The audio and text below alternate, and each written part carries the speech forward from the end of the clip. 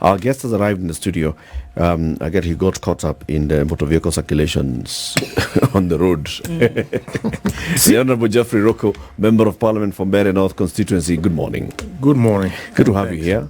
Many thanks. Karibu sana to Kenya's biggest conversation. Thank you. City, welcome the Mheshimiwa with the day's proverb. Yes, our proverbs for the whole of this week are from the Republic of Zimbabwe.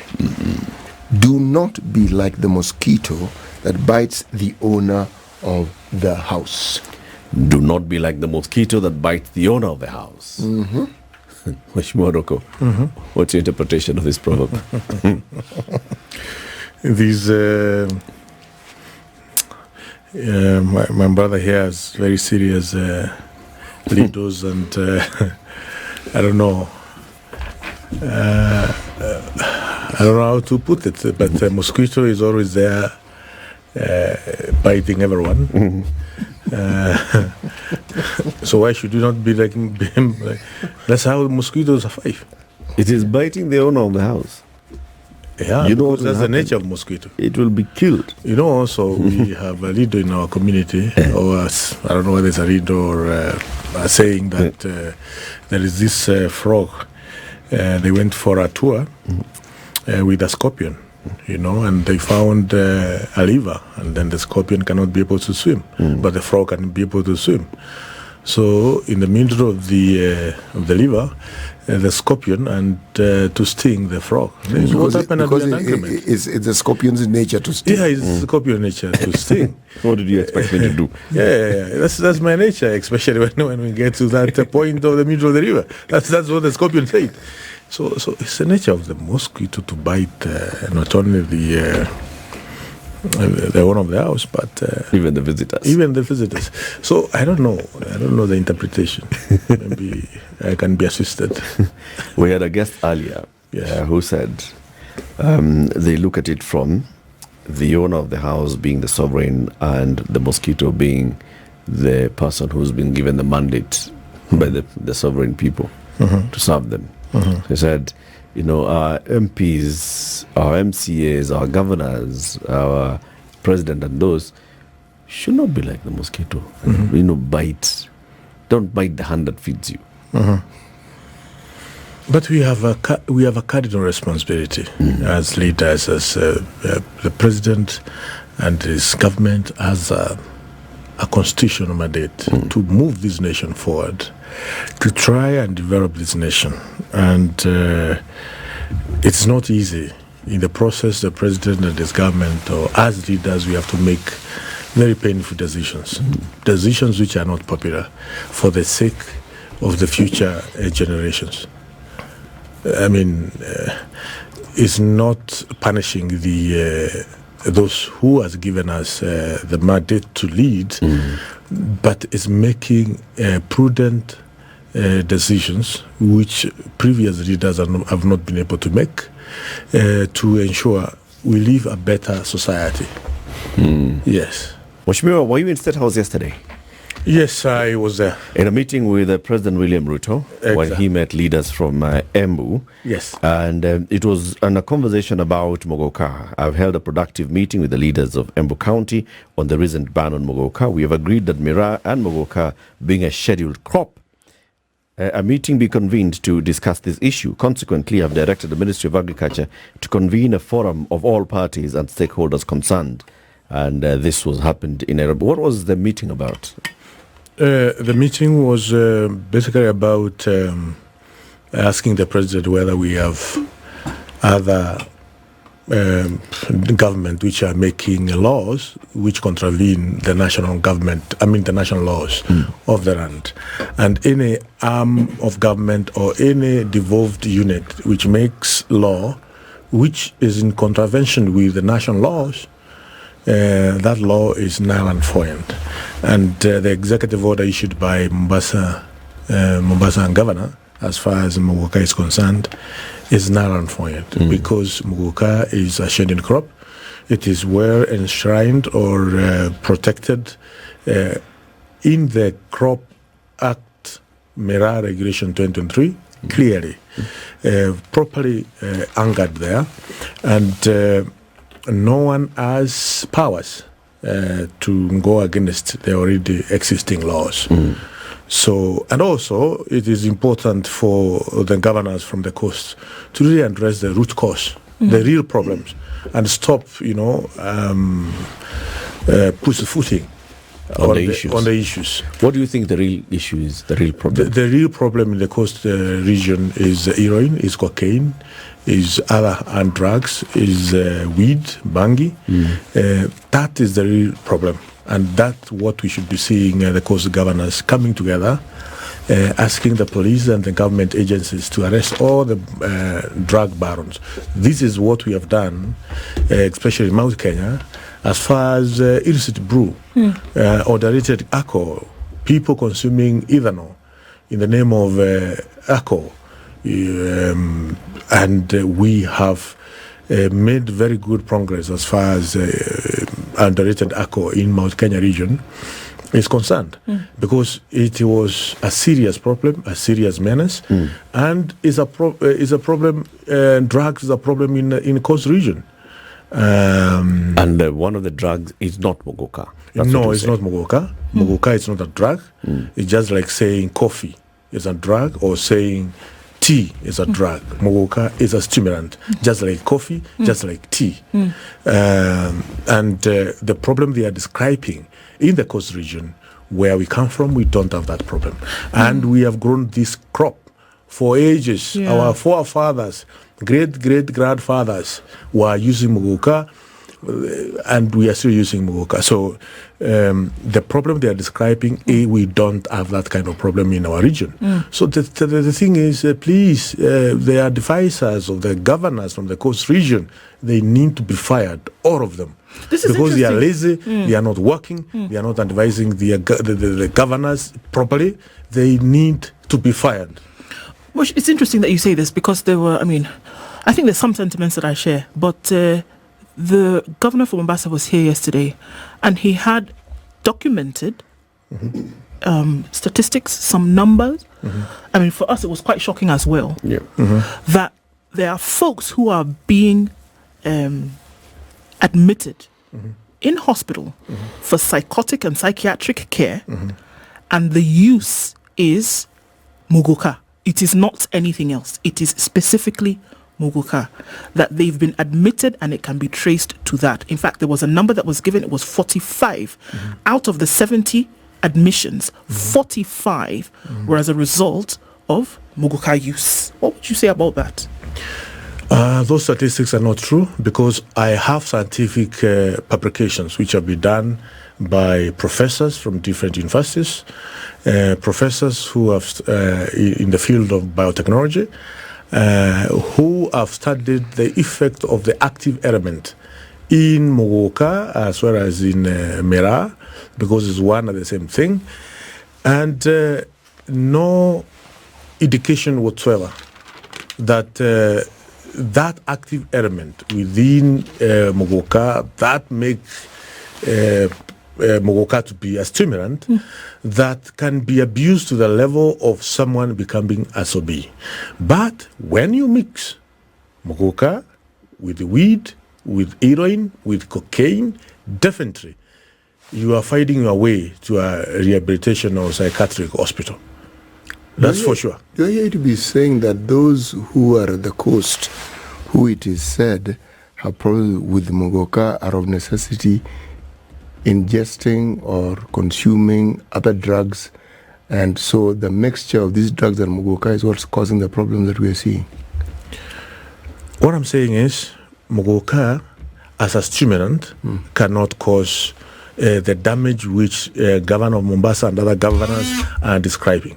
What causes that damage? And we have publications already done properly, well researched, and I have them here. I can open my phone and get and retrieve them. You can quote some. Please do. You know.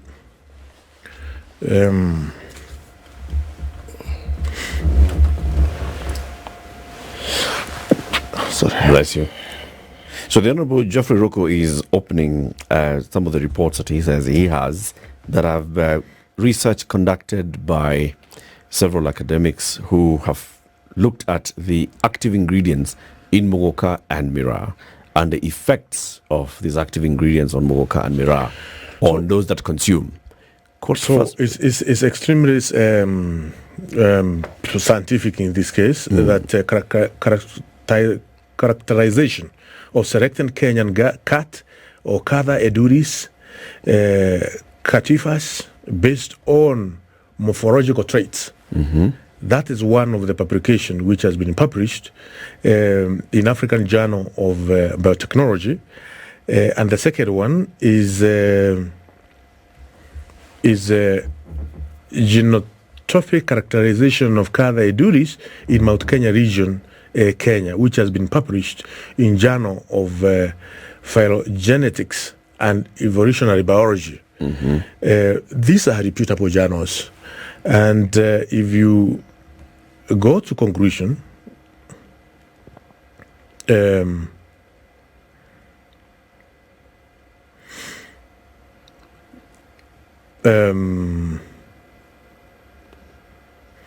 so the conclusion is, when you ban Muguka and you leave Mbeere from Meru, it doesn't make any sense at all.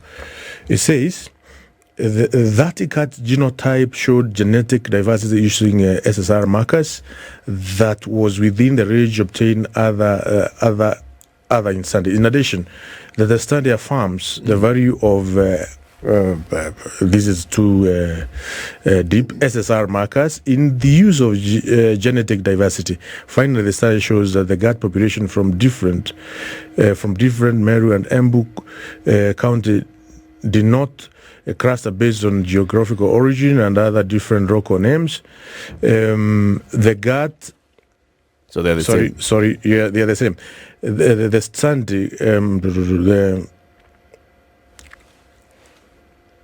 the study could, the SSR markers used in the study may be useful to construct a genome database of a gut breeding program and characterization of the gut cadavers. The study could help in conservation of genetically distinct Katha edulis, Katas corrected in Embu and Meru.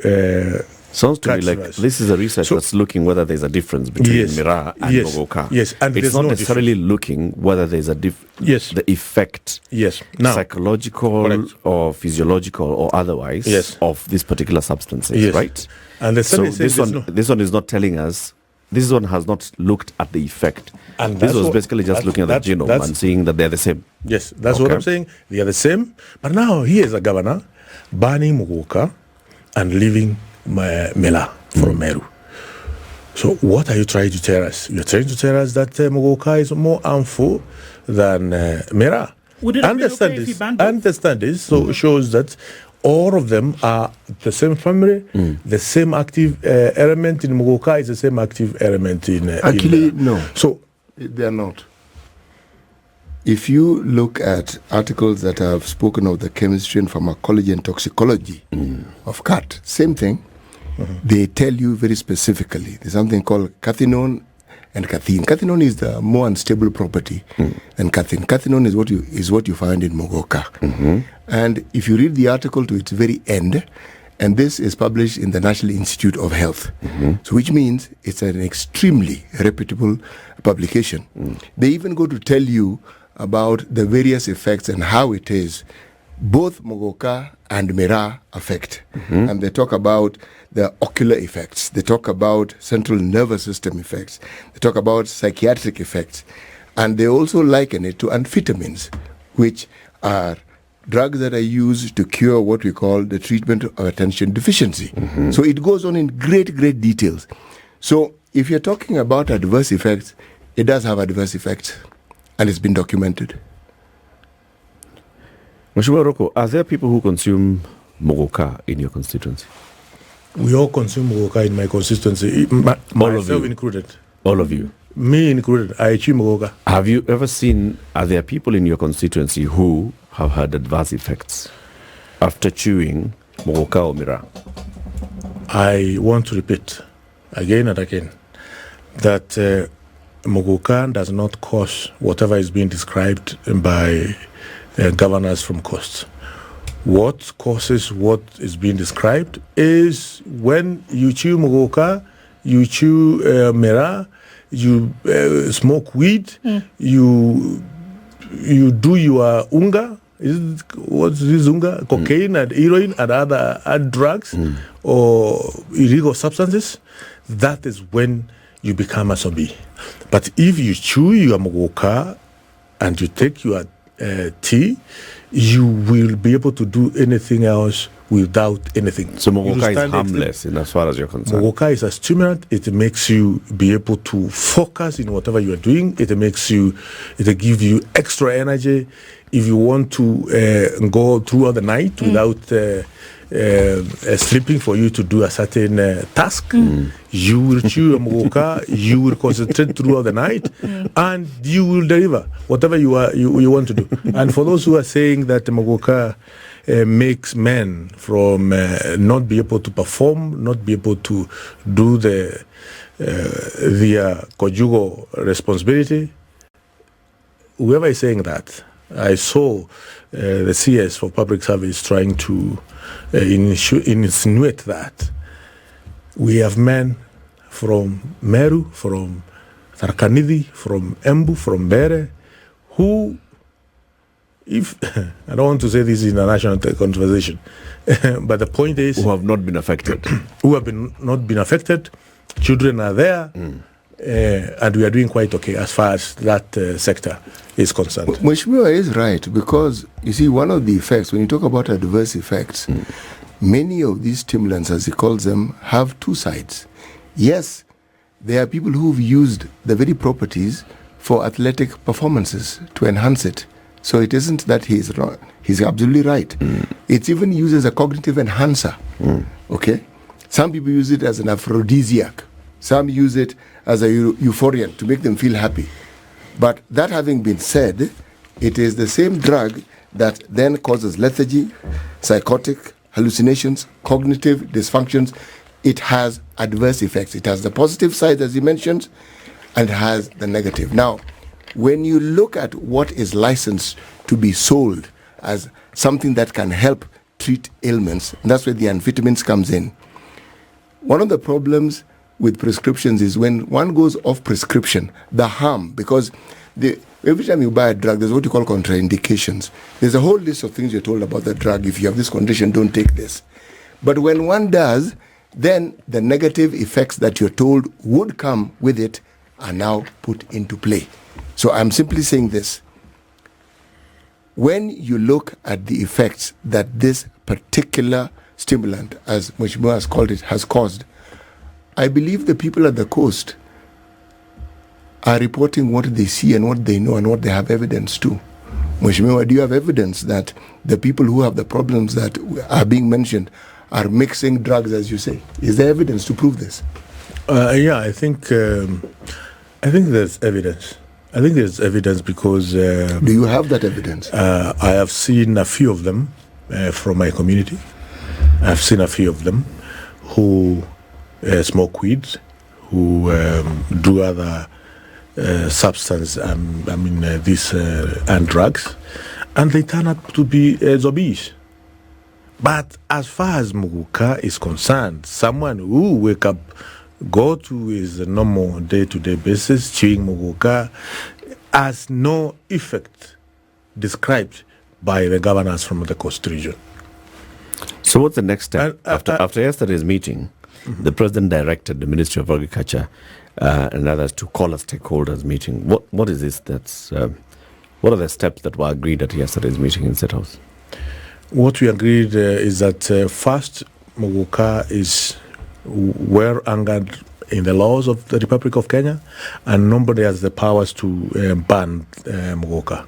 Not Muguka, but also not Mbeere from Meru. Nobody.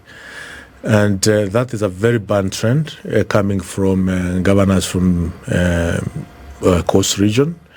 And we know there are some history about the coast region. You can't wake up one morning and you issue an executive order. What is this executive order? We have only one person in the Republic of Kenya who has the Constitution of the Republic has bestowed powers upon him to issue executive order, not any other person. Only one, the president of the nation. So you can't wake up and issue an executive order. You will wake up tomorrow and issue another executive order and say, Coast Region want its own land registry. Issue another executive order and say, Coast Region has its own police force. Wake up tomorrow and also say, issue an executive order and say, Coast Region or whatever county in the coast want to have his own army. What direction is that? That is a secession direction. The governors from the coast must be stopped. A small thing can lead to a crisis. And we told the president, please stop these people. That is not the right direction. If they want any amendment of the law, let them bring that amendment to the National Assembly. Let it be debated. Let it be tabled on the floor of the House. Let's discuss the bill. Let's see the amendment. But you don't wake up and issue an executive order just because you elected a governor. No constitution gives you that kind of mandate or powers. Tomorrow you wake up and issue another executive order of saying we want to correct our own taxes. Okay.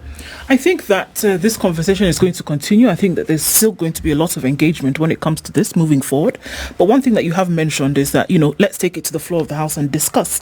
Let's legislate on these issues. And then one major issue that is being discussed or legislated is the finance bill.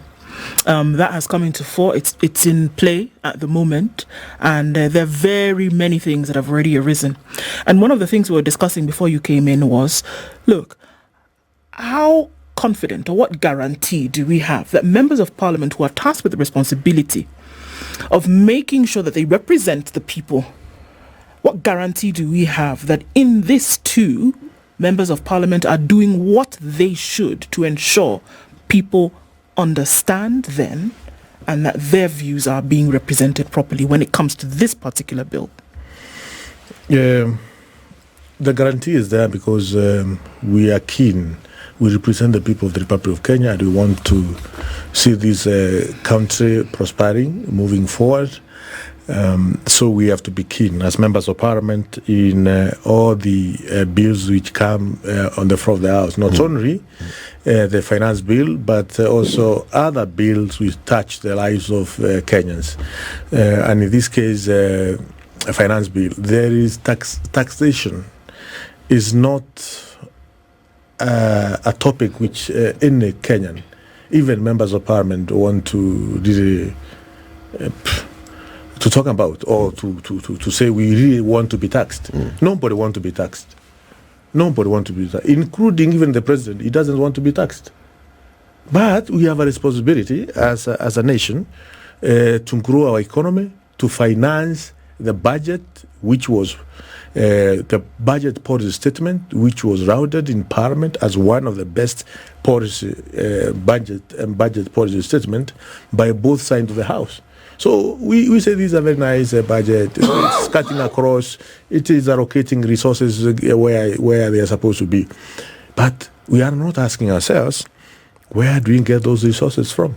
So when it comes to the point of raising the resources to finance the budget, that is where the problem begins. Because nobody wants to be taxed. Not the members of parliament, not the businessmen, not the teachers, not the engineers, not the doctors. Nobody wants to be taxed. Not the manufacturing companies. So it's a very unpopular topic to discuss. But we have to face it. We have to tell Kenyans, yes, this is a budget. And government does not have endless pot of money. This money must be collected from somewhere. And there are two options. Either we tax you, whatever you earn, or we borrow. We can borrow the entire GDP of this nation, or even go beyond the GDP of this nation. But it has serious consequences, extremely serious consequences for the future generation.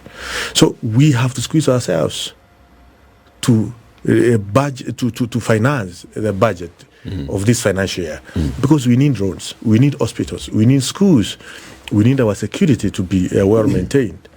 All this is expenditure which must be met from a certain source. From revenues collected from the people. Exactly. Has Parliament, of course it did, Parliament asked itself when it was looking at the budget policy statement why the National Treasury through KRA has not met its revenue collection targets this year and the previous year?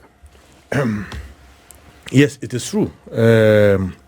And it's not the first time, but also we need to ask ourselves, that was the target of the financial year 2023-2024. But did it exceed the previous financial year revenue correction? And the answer is yes. Okay.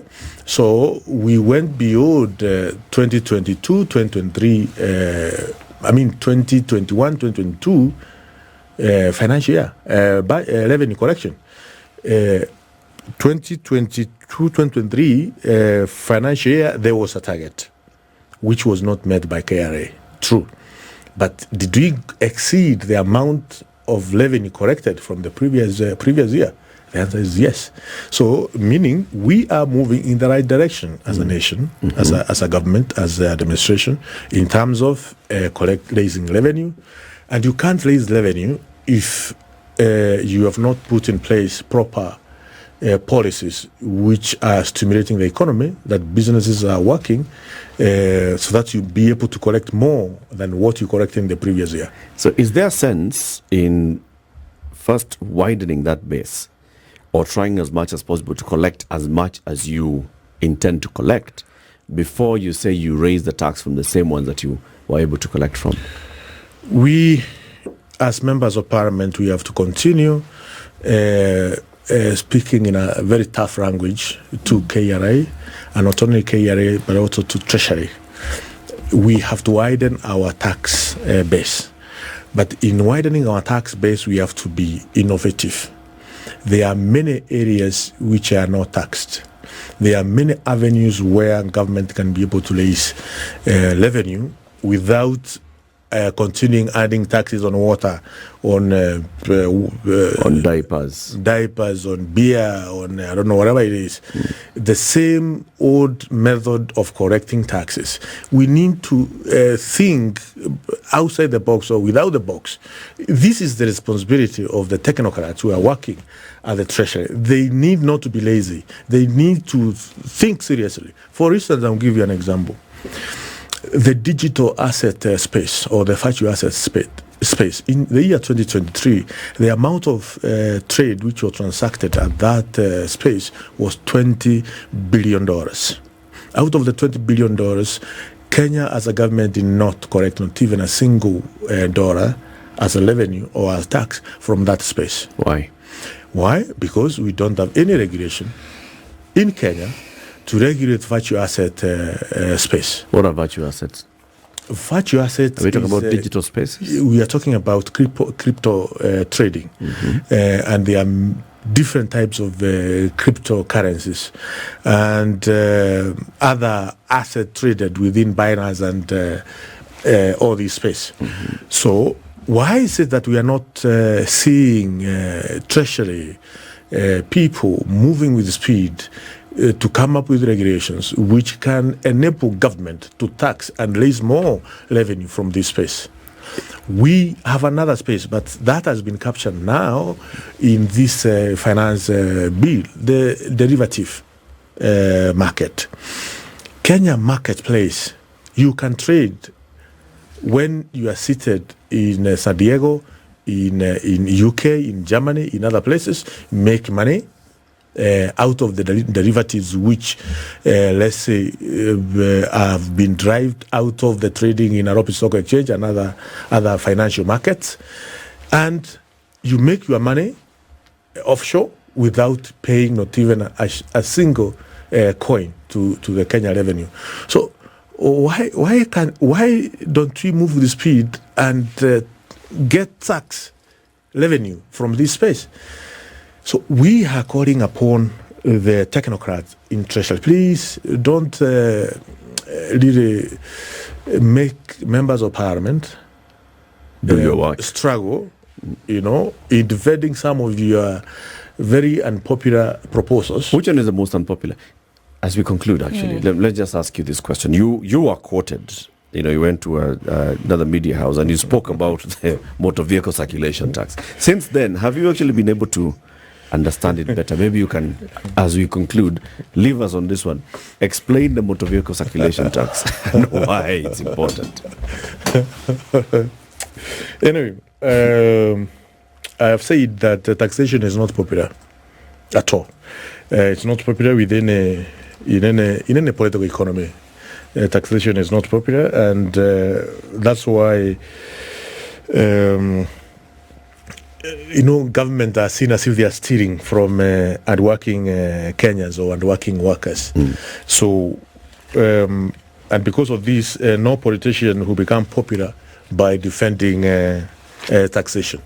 It is important to say that, and especially when you are talking to the middle class in Kenya, because no middle class person who want to be more taxed. And it is true what you have said.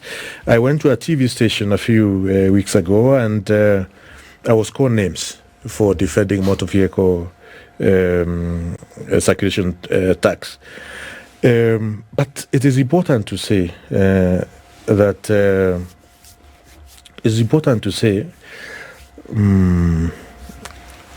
out of the cars we have, the vehicles we have in Kenya, we have about 4.7, about 5 million vehicles on the road in Kenya, owned by about 4.7 billion Kenyans. So that means out of 50 million Kenyans, only 5 million Kenyans who own vehicles we see across the Republic of Kenya.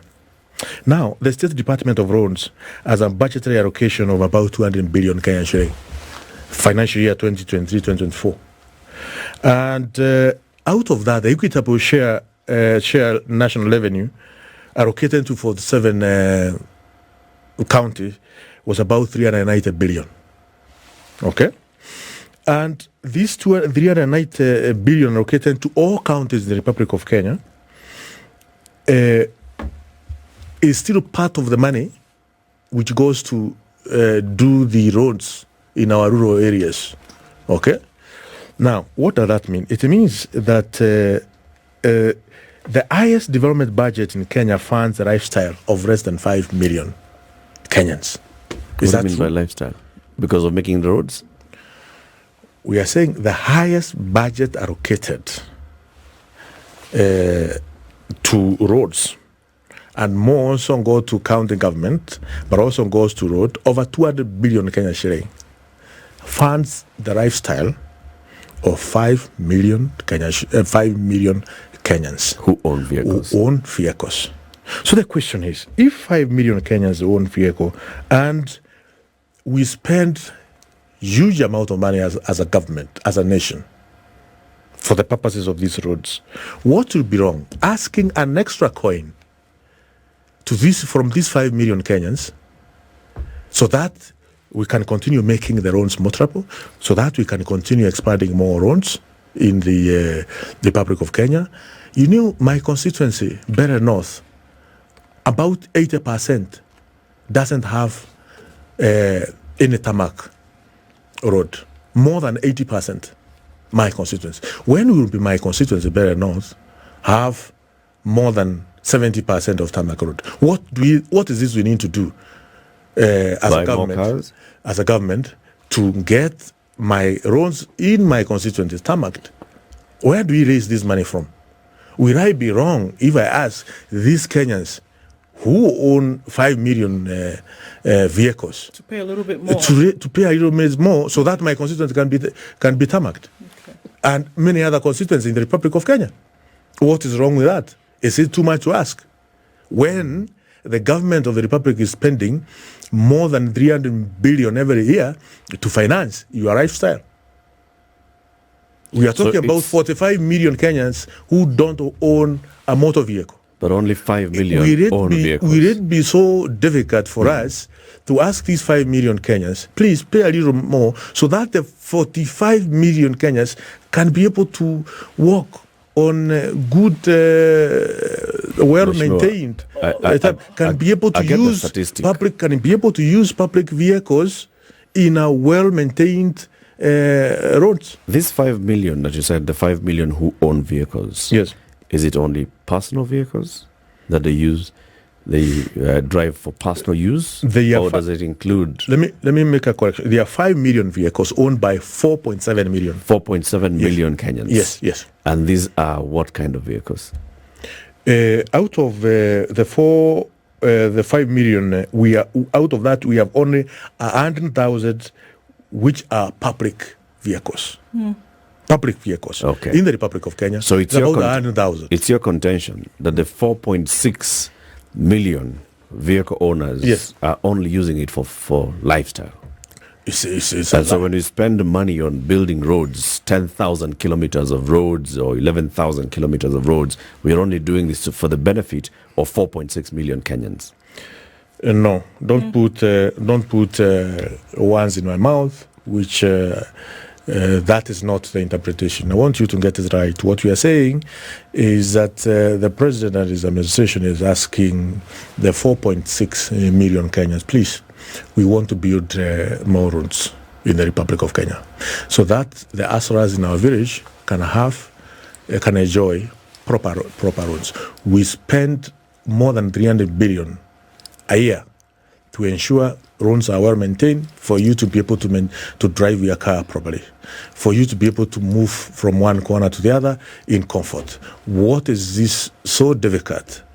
If we ask just an extra, what we should be discussing now is whether 2.5% is too much or too little. So can we start at 1%? But every time this user fuels his vehicle, they pay a road levy. There's a percentage of that comes out to do this very thing that you're advocating for. Road maintenance levy is part of your fuel charge. So where does that money go, and why is that not being utilized to develop the roads in Mbeere North? It is utilized, and that's why every constituency in the Republic of Kenya get 42 million Kenyan shilling from the fuel levy, 42 million Kenyan shilling, which is not enough to maram or to ensure one road of 54 kilometers from Gikuyari to Ishiara is graded and properly marammed. 42 million is not enough. So the little bit more that these 4.6 million will give will then be enough? And there are like 10 such roads. So you find that the people in the village are continuously, year in, year out, living in extremely deplorable conditions. Will the money then that will be gotten from these 4.6 million users then be enough to cover this thing that you're talking about? Will it be enough? This extra tax that they're being asked to pay, will that money from these 4.6 million users be enough to do what you're speaking of? It may not be enough, but it is the right step in the right direction. We have to progressively make progress, make baby steps in the right direction. Because, most of the middle class are living in urban centers. Their children are going to school in very nice schools. Forgetting that, you go to a very deep rural area, very deep, in a village called Ngarwereri, where people there, children there, walk 5 or so kilometers and go to school in an extremely deplorable conditions. We have to think as Kenyans, how do we get these people out of the conditions which they are living in? And I'm not talking only about my constituency. Go to Baringo, go to Samburu, go to Turkana, go to Ramu, go to every interior of our nation. We have to think about these Kenyans. We cannot continue thinking about us who live in urban areas, in Nairobi, in Livy suburb, like my sister here. Oh, okay. So the president is asking. Let's have this conversation. Whether asking an extra coin, we should ask ourselves: is 2.5%, which is proposed, too much? Probably it's too much. But we need to. But there should be a percentage. We in your need to opinion. have a percentage which can go in this direction. But at the same time, Treasury people must be able to think outside the box. We have areas where these areas are not being taxed, and that's why I've come up with Value Asset Bill, which is going to the pre-publication scrutiny, I think in a few weeks from now, so that we can help our nation, our country, to be able to correct more from spaces which can generate even more than this motor vehicle tax, circulation tax. So we need people in Treasury who are going to think outside the box, come up with proposals, proper proposals. Let's do the registration. Let's put the law in place. Let's work and let's ban the midnight oil in coming up with proper areas where we can expand our tax base. Let's end it. But meanwhile, we have The motor middle vehicle. class, 4.6 million people yes. need to pay something so that roads can be made. This is the Situation Room, the only way to start your day.